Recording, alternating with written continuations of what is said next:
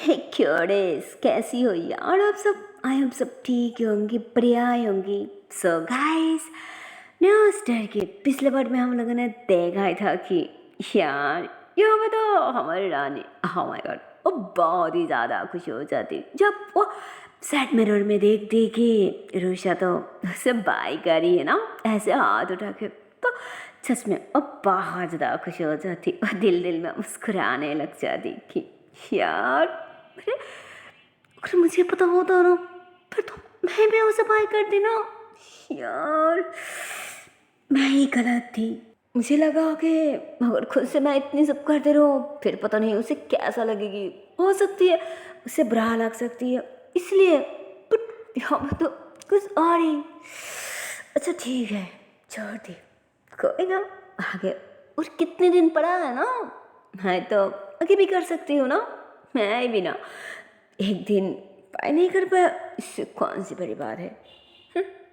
चला तो ऐसे ही सोच सोच के यू टर्न ले लेती और इतने में रुषा भी उसके आगे से उछला हो जाती तो सैड हो जाती कि यार मैंने इस तरह फंस नहीं हो सकती क्या, क्या यार।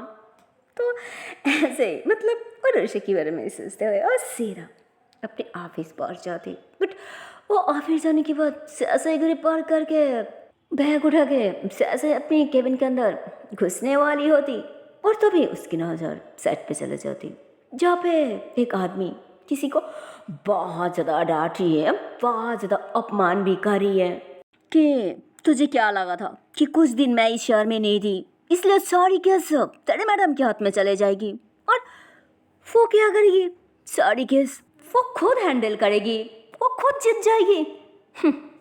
तो ऐसा नहीं होगा, अब मैं आ गई ना, अब उसके हाथ में मैं एक भी केस नहीं जाने दूंगी और हर केस ना मैं ही लूंगी और मैं जीत भी जाऊंगी। ये बात तू तेरे मैडम को अच्छे से समझा देना और हाँ ये भी बता देना कि ये दो एक केस जीतने से ना कोई बहुत बड़ा लॉयर या फिर बहुत बड़ा वकील नहीं बन जाता, समझी ना। अरे मुझसे बड़ा कोई वकील हो ही नहीं सकता, यहाँ पे ना सबसे बड़ी वकील तो मैं ही हूँ, इसलिए कह रही हूँ मुझसे पंगा मत लेना, समझी ना। तो इतने में ही उस आदमी के साथ भी जो उनकी असिस्टेंट था ना वो कहती अरे साहब जो करना है करने दीजिए ना, मुझे पता है आपसे तो अब कोई नहीं जीत सकता और वैसे भी इनकी उम्र कम है ना, यंग है, इसलिए अब थोड़ा जोश में है। पर जब घूम घूम के वो सारी एविडेंस और सारी सबूत वगैरह इकट्ठा करना पड़ेगा ना, फिर देख लेना वैसे थक जाएगी, फिर सारी कागज़ वगैरह उठा के ना ऐसे ही भाग जाएगी। अब रिलैक्स रहे, इतनी परेशान मत हुई, थोड़ा सा वक्त दीजिए, फिर देखना सब ठीक हो जाएगी। तो भाई साहब वो अमर रानी तो पीछे खड़ी होकर सब कुछ सुन रही थी बट वो कुछ कह नहीं रही थी और इतने में ही उसकी असिस्टेंट की नज़र रानी पे चले जाती तो वो ऐसे ही अपनी आंखों में जो पानी था ना वो साफ करती और उसकी तरफ देखते हुए ना मुस्कुरा देती। और चार्ज को तो रानी को देख के उसकी असिस्टेंट के अंदर सच में थोड़ा हिम्मत आ चुकी थी और ये बात भी बिल्कुल चार्ज था कि रानी भी नया था और वो लड़का भी। बट वो जो आदमी था ना, जो आदमी रानी के साथ पंगा ले रही थी, वो आदमी काफ़ी पुरानी थी और उनकी उम्र भी हो चुकी थी एक कम करते हुए, जिस कारण यह कि सबकी सब उन्हें थोड़ा इज्जत करती थी। बट सबकी सब ये भी जानती थी कि पैसा के आगे ना इनकी आंखों पे कुछ दिखाई ही नहीं देता, अगर इन्हें पैसा मिल जाती है ना फिर तो लोग पता नहीं क्या क्या नहीं कर सकती है, ये लोग कुछ भी कर सकती है यार, जैसे दिन को भी रात कर सकती है और रात को भी दिन, सुबह को शाम और शाम को भी सुबह। क्या बोलूं, ये लोग पैसे के आगे बिक जाती है। पर रानी वो तो जस्ट अभी अभी काम स्टार्ट कर चुकी थी बट फिर भी और नया होने के बाद भी उसके पास कैसे ज़्यादा आ रही थी, क्योंकि वो कहती है ना जहाँ पे गरीब या मजदूर के बारे में सुन के जो लोग किस लेना ही नहीं चाहती, वहाँ पे रानी जाके खुद ओके हैंडल करना चाहती है और लोगों से ज़्यादा फीस भी नहीं लेती और नहीं वो तो 100% दिलाने की कोशिश करती, वादा करती कि पक्का इस मुजरिम को तो इसकी के की सज़ा वो कर रहेगी, चाहे इसकी जितनी भी क्षमता क्यों ना हो, फिर भी इसके किए की सजा से बच नहीं सकती, क्योंकि एक कानून की विचार है, एक कानून की राय है। पर हाँ, मैं इस पेशे में जरूर आई हूँ, पर पैसा कमाने नहीं, लोगों की इंसाफ दिलाने के लिए, गरीब लोगों की मदद करने के लिए। पता है, ऐसे काफ़ी सारे लोग हैं जिन लोगों के साथ न्याय अत्याचार बहुत होती है, जुर्म भी बहुत होती है, बट उन लोगों की सच्चा न्याय दिलाने के लिए, सच्चा हक दिलाने के लिए आगे कोई नहीं आता। सबको सिर्फ पैसा से मतलब है ना, तो फिर कौन आ जाती इन लोगों की मदद करने के लिए, इन लोगों की इंसाफ दिलाने के लिए, सच्चा हक दिलाने के लिए। बट हमारी रानी वो ऐसा बिल्कुल नहीं था। वो बहुत अच्छी थी, नेक दिल वाली थी, सबसे अलग थी। उसकी दिल और दिमाग में तो मानो जैसे ये बात एकदम से बैठ चुकी थी कि चाहे कुछ भी हो जाए, फिर भी उन लोगों के पास पैसा हो या ना हो, फिर भी उन लोगों की इंसाफ मिलना चाहिए, उन लोगों के अपनी हक मिलना चाहिए। न कि वही सब गद्दारों की तरह मैं भी पैसा हड़पने के बाद उन लोगों के साथ बेईमानी करूं, उन लोगों के साथ गद्दारी करूं। मुझसे तो ऐसा कभी नहीं होगा। मैं ऐसा नहीं हूँ, मैं अलग हूँ, मैं अकेली हूँ, जिसका नाम है रानी, जिसका नाम है रानी चड्ढा। रानी चड्ढा ना किसी को चोटी वादा करती है और नहीं किसी के पैसा हड़पती है। अरे भाई, वो पैसे के लिए काम नहीं करती, वो तो सिर्फ अनाथ, असहाय, मासूम और गरीबों के लिए काम करना चाहती है, न कि अमीरों के लिए। और इस काम के लिए ना, चाहे उसे कोई पैसा मिले या फिर ना मिले, इससे भी उसे कोई फ़र्क नहीं पड़ता। वो कभी नाराज़ नहीं होती, अरे उल्टा तो खुश हो जाती है कि मैं किसी गरीब की हक दिला पाया, किसी की इंसाफ दिला पाया, इससे भला मुझे और क्या ही चाहिए। तो गाइस, हमारी रानी के बारे में और क्या ही बोलूं। आप लोगों को तो अब तक पता चली गई होगी ना कि हमारी रानी हमारी रानी चड्ढा वो क्या काम करती है और वो कैसे इंसान है। अरे भाई, वो भी एक बहुत बड़ा लॉयर था, वो भी एक बहुत बड़ा वकील था, बट प्रॉब्लम ये थी कि वो कम नया स्टार्ट किया था, इसलिए वो आदमी ने उसे ज़्यादा भाव नहीं दे रही थी। उसे लग रहा था कि अरे मुझसे बड़ा और कोई हो ही नहीं सकता। बट उसे क्या पता था कि कभी कभी ना हम जिसे एकदम से वैल्यू ही नहीं करती, गहरा गहरा समझती हो ना, बाद में वो इंसान कुछ ऐसा प्रूफ कर देती है ना, कुछ ऐसी काम ऐसे ही कुछ साबित कर देती है ना यार, बाद में तो हमारे पैर के नीचे से ज़मीन ही खिसक जाती, हम हिल जाती हूँ कि कभी सोचा भी नहीं था कि वो ऐसा भी कुछ कर सकती है। फिर हमारी समझ में आती है कि मुझसे भी बड़ा कोई हो सकती है, सिर्फ मैं ही बड़ा नहीं हूँ, सिर्फ मैं ही परफेक्ट नहीं हूँ, मुझसे भी परफेक्ट ज़्यादा कोई हो भी सकती है। खैर, यहाँ पे तो वो आदमी और उनकी जो असिस्टेंट था ना, वो दोनों की दोनों मिल के रानी की जो वो छोटा सा, मतलब वो लड़का ज़्यादा बड़ा नहीं था, वो रानी से भी छोटी थी, बट वो पढ़ाई के साथ साथ यहाँ पे उसकी काम भी कर रही थी, मतलब उसकी असिस्टेंट हुआ करती थी। तो वो लड़का तो पहले बहुत ज़्यादा घबरा रही थी, बट अब रानी को देख के उसकी थोड़ा हिम्मत आ चुकी थी, वो स्माइल करती। तो इतने में ही वो आदमी और उनकी असिस्टेंट भी पीछे मुड़ती, तो अब वो दोनों के दोनों जैसे रानी को देखती है ना, तो अब वो दोनों भी ऐसे ही ना एकदम से चुप हो जाती, जैसे यहाँ पे कुछ हुआ ही नहीं है। बट रानी तो सब कुछ सुन चुकी थी, तो वो थोड़ा करीब आती और अपनी बैग और वो अपनी जो वो ड्रेस होती है ना, वो अपनी असिस्टेंट के हाथ में पकड़ा दी थी और फिर कहती, तो खन्ना साहब क्या कह रही थी मेरी वे भला भला सा असिस्टेंट को, अरे आपको जो कहना है, जो बताना है, वो मुझे पता है ना, ये बेचारा मासूम को क्या कह रही है, क्या बता रही है, तुम अंदर जाओ। तो ऐसे बोल के उस लड़के को ना अंदर भेज दी थी और फिर वो अपनी कॉलर को सही करते हुए कहती कि हाँ आप बोलिए, आप आराम से बोलिए कि क्या कहना है आपको। चुप किए है, बोलिए ना कि आपको क्या कहना है। जिस पे अब आदमी तो एकदम से चुप हो जाती, उन्होंने घबरा जाती, क्योंकि यही तो चांस था ना कि उन्होंने जो भी कह रहा था वो सब की सब गलत था, एक भी बात सही नहीं था।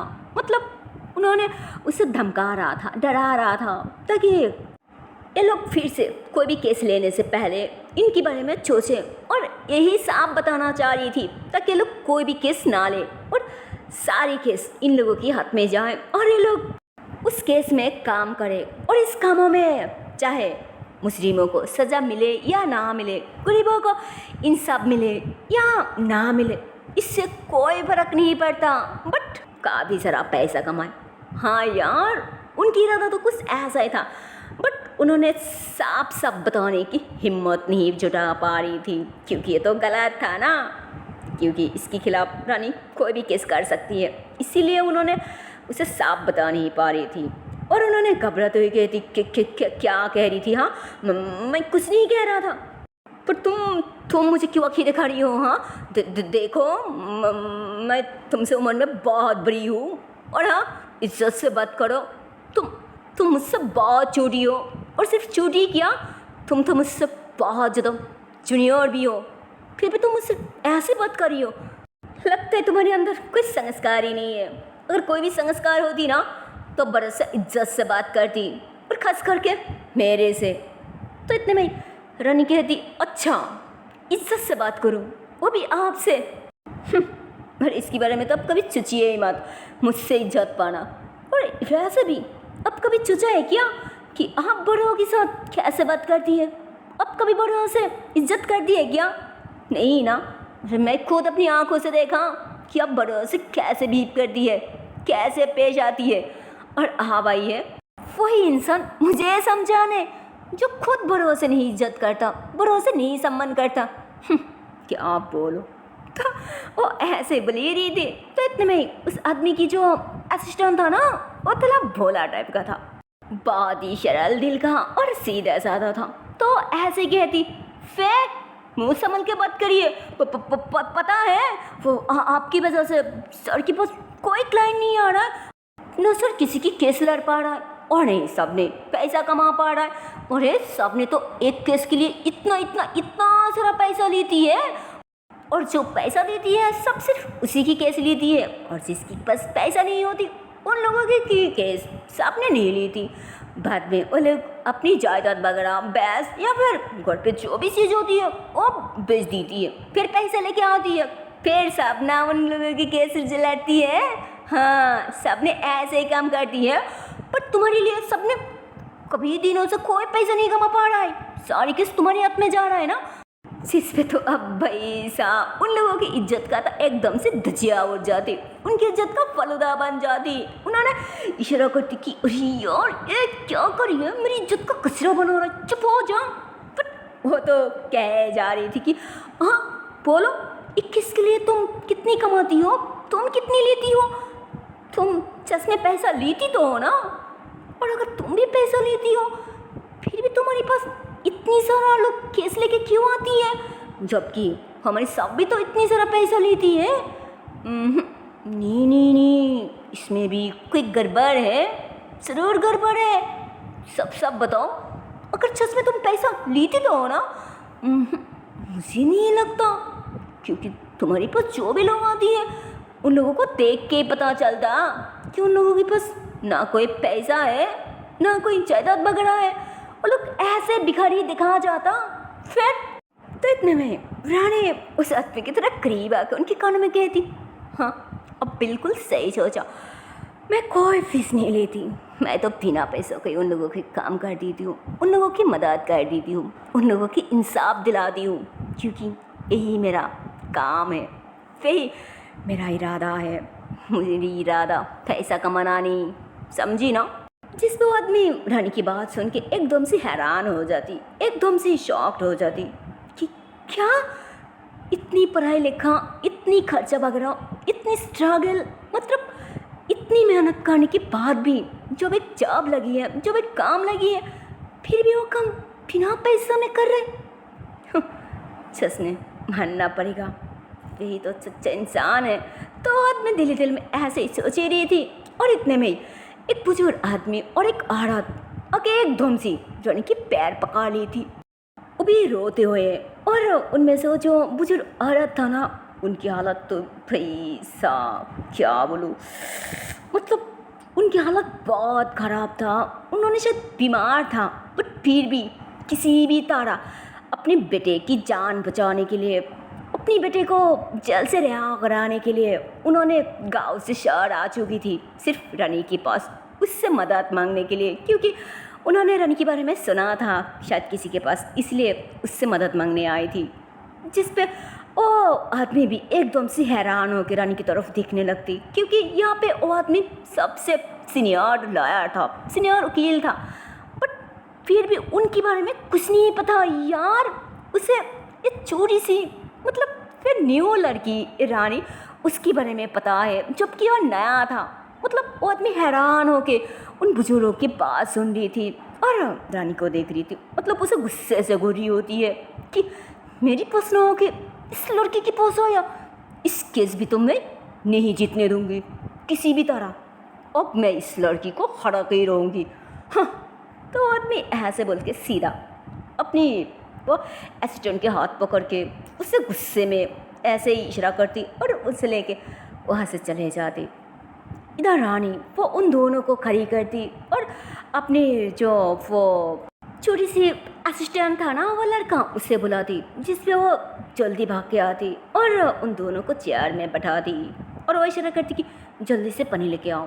तो वो लड़का पानी भी लेके आती, उन दोनों को पानी पिलाती और फिर कहती अरे माँ जी वहाँ क्या है, रिलैक्स शांत हो जाइए और बताइए आखिर वहाँ क्या है, क्यों इतनी परेशान है, बोलिए। तो वो आदमी कहती कि बेटा हम गांव से आई हूँ और हम दोनों पति पत्नी हूँ, देखो हमारी हालात क्या है और हमारी सिर्फ एक ही औलाद है, पर वो अब हमारे पास नहीं है, वो हमसे बहुत दूर है, हमसे बहुत दूर, और उसे हमारे पास लेने के लिए तुम्हारे पास आई हूँ। गाँव में किसी के मुँह से तुम्हारे बारे में सुना और ये भी सुना कि तुम गरीबों की मदद करती हो, उन लोगों की इंसाफ दिलाती हो, उन लोगों की हक दिलाती हो। प्लीज़ बेटा तुम हमारी हक भी हमें दिला दो, प्लीज़ हमारी औलाद हमारे पास लौटा दो, हम दोनों हमारी औलाद बिना नहीं जी सकती, नहीं जी सकती, प्लीज़ बेटा हमारी मदद कर दो प्लीज़। तो आदमी ऐसे बोल के बहुत ज़्यादा रोने लग जाती। रानी उन्हें भी पानी पिलाती कि हाँ काका रिलैक्स, मैं ऑफ कोर्स आप लोगों की न्याय दिलाऊंगी, आप लोगों की हक आप लोगों को ज़रूर दिलाऊंगी, बट पहले शांत हो जाइए और क्या हुआ है वो मुझे साफ साफ बताइए, और आप लोगों की औलाद मतलब आप लोगों की जो संतान है वो कहाँ है। जिस पे आप उनकी बीवी ने रानी को सब कुछ बताने लग जाती कि आखिर वहाँ क्या था। मेरी बेटी जेल में है, वो हमारे गांव की जो सरपंच है ना, उन्होंने उसे पुलिस के हवाले करा दिया, जेल में भिजवा दी, प्लीज़ बेटा तुम हमारी मदद करो प्लीज़। तो रानी कहती अच्छा अच्छा ठीक है आप लोग रोइए मत, पर आपके गांव के सरपंच आपके बेटे को जेल क्यों भिजवाया। तो उनकी पत्नी कहती जायदाद के लिए, वो लोग मेरी जायदाद हड़पना चाह रही थी, पर मेरे बेटे ने उन लोगों को रोका और साफ इनकार कर दी कि ना हमारी जायदाद हम बेचेंगे और नहीं किसी को ऐसे दूंगी, ये हमारे बाप दादा की जायदाद है, हम क्यों आप लोगों को दूं। और इसीलिए उन लोगों ने मेरे बेटे को झूठी केस में फंसा दिया ताकि मेरे बेटे रास्ते से हट जाए, मेरे बेटे की जेल हो जाए और वो लोग मिल के हमारी जायदाद हड़प सकती है, सब मिल के हमारी जायदाद अपनी कब्जे में कर सकती है, क्योंकि उन लोगों की बहुत क्षमता है ना। इसीलिए प्लीज़ बेटा तुम हमारी मदद करो, हमारे बेटे को जेल से रिहा कर दो प्लीज़ बेटा प्लीज़, हम सारी ज़िंदगी तुम्हारी अभया रहूँगी, प्लीज़ प्लीज़ बेटा प्लीज़ हमारी मदद करो प्लीज़। तो वो आदमी कहती हाँ बेटा बोलो क्या तुम सच में हमारी मदद करोगी ना, हमारे बेटे को जेल से छुड़ाओगी ना, हाँ बोलो। देखो बेटा हम बहुत उम्मीद लेके तुम्हारे पास आई हूँ, प्लीज़ हमें निराश मत करना, हमें खाली हाथ लौटाना प्लीज़ बेटा, हम तुम्हारे पैर पड़ते हो प्लीज़। जिस पर आप उन दोनों को रोना देखे तो रानी को भी बहुत ज़्यादा बुरा लगता, क्योंकि वो बुजुर्ग लोगों की तकलीफ़ सहन नहीं कर पा रही थी यार, उससे भी बहुत तकलीफ़ हो रहा था। जिस पे वो फ़ौरन खड़ी होती और उन लोगों को ऐसे ही शोल्डर पे हाथ रख के उन दोनों को भी खड़ी करती कि प्लीज़ माँ जी आप लोग रोइए मत, और मैं वादा कर रही हूँ सो हो गया, बट आगे से आप लोगों की और कोई तकलीफ़ नहीं होगा, और नहीं आपके बेटे को, क्योंकि मैं कुछ भी करके उससे जल्द ज़रूर चुराऊंगी, और आप लोगों की जायदाद भी आप लोगों के पास ही रहेगी। चाहे उन लोगों की क्षमता जितनी भी क्यों ना हो, फिर भी कानून के आगे कुछ भी नहीं है। कानून के ऊपर कोई क्षमता नहीं चलेगी, और चाहे कुछ भी हो जाए मैं आपकी केस लड़ूंगी, और मैं ये भी प्रॉमिस कर रही हूँ मैं आपकी बेटी को भी चुराऊंगी। प्लीज़ आप लोग चिंता मत कीजिए, अब मुझ पर भरोसा रख सकती है। तो वो आदमी कहते, पर बेटा सुना है कि इसमें बहुत पैसा लगती है, बहुत खर्चा भी होती है, पर मेरे पास तो कुछ पैसा ही नहीं है, सिवाय थोड़ा सा जायदाद। तो रानी उनकी सल्लर पे हाथ रखती कि आपने मुझे बेटी कहा ना, तो फिर मैं कह रही हूँ अब रिलैक्स रहे, अब शांत हो जाइए, मुझे कोई पैसे की ज़रूरत नहीं है, पर फिर भी मैं आपकी केस लड़ूंगी। जिस पे आप वो दोनों की दोनों बहुत ज़्यादा खुश हो जाती कि सच में बेटा तुम पैसा लगा हमारी केस लड़ोगी? तो कहती, हाँ माँ जी मैं लड़ूंगी, आप भरोसा रख सकती है मुझ पर, पर हाँ इसके लिए मुझे आपकी गाँव जाना पड़ेगा, आपके गाँव के लोगों से मुझे बात करनी पड़ेगी, कुछ एविडेंस कुछ सबूत इकट्ठा करना पड़ेगा ना, जो एक केस में आपकी बेटे को बेकसूर साबित करने में हमें बहुत मदद करेगी, हमें काम आएगी। इसीलिए जिस पे अब वो दोनों की दोनों खुश हो जाती कि हाँ बेटा इसमें कोई प्रॉब्लम नहीं है, तुम अभी जा सकती हो ना, अभी चल सकती हो हमारे साथ, हमें कोई दिक्कत नहीं है, अभी चलो ना। तो रानी कहती, अच्छा ठीक है आप लोग बैठिए मैं आती हूँ। तो रानी ऐसे बोल के अंदर चले जाती है ना अपनी असिस्टेंट के साथ, थोड़ा बात करती। तो रानी उसे सब कुछ बताती, जिस पे वो कहती, पर मैडम जी बस तो 2 और आदमी की बिल करना था ना, वो लोग वेट कर रहा है। तो रानी कहती, ये भी तो सही कहा, वो लोग भी तो कितनी दिनों से घूम रहा है। अच्छा ठीक है फिर एक काम करो ना, तुम मेरे यहाँ का काम कर दो, मैं गाँव चला जाती हूँ उन लोगों के साथ, वो कुछ देखते हो अगर कुछ पता लग जाती है फिर तो अच्छा होगा ना। तो कहते, नहीं मैडम जी अब एक काम कीजिए, थोड़ा सा वेट कीजिए, देखिए टाइम हो ही गया, एक काम करती हूँ ना उन दोनों को बिल कर रखे, फिर मैं भी आपके साथ चलती हूँ। वैसे आप अकेली गाओ, नहीं मुझे ये बात अच्छा नहीं लग रहा है कि आप अकेली जाओ, इसलिए कह रही हूँ प्लीज़ मेरी बात मानिए। जिस पे आप उसके बाद सुन के रानी भी टाइम देखती और कहते, हाँ वैसे टाइम हो ही गया, तुम सही कह रही हो, ठीक है फिर चलो। तो वो ऐसे बोल के सारे वो एविडेंस के साथ अपने जो असिस्टेंट था ना उसे अगली तरफ भेज देती कि तुम जाओ मैं आ रही हूँ। तो रानी बाहर जाती, उन लोगों से मिलती कि प्लीज़ माँ जी एक काम कीजिए, आप दोनों थोड़ा सा वेट कीजिए, और हाँ एक काम कीजिए ना, अब दोनों ना वो जो होटल है ना वहाँ जगह थोड़ा सा खा लीजिए, और आप सिर्फ मुझे 1 घंटा दीजिए, और 1 घंटे में ना मैं अपनी सारे काम निपटा लेती हूँ, फिर मेरी कार में मैं आप लोगों के साथ चलूँगी, ठीक है। तो कहते, हाँ ठीक है बेटा, बट हमें खाने की कोई ज़रूरत नहीं है, हम यही ठीक हो।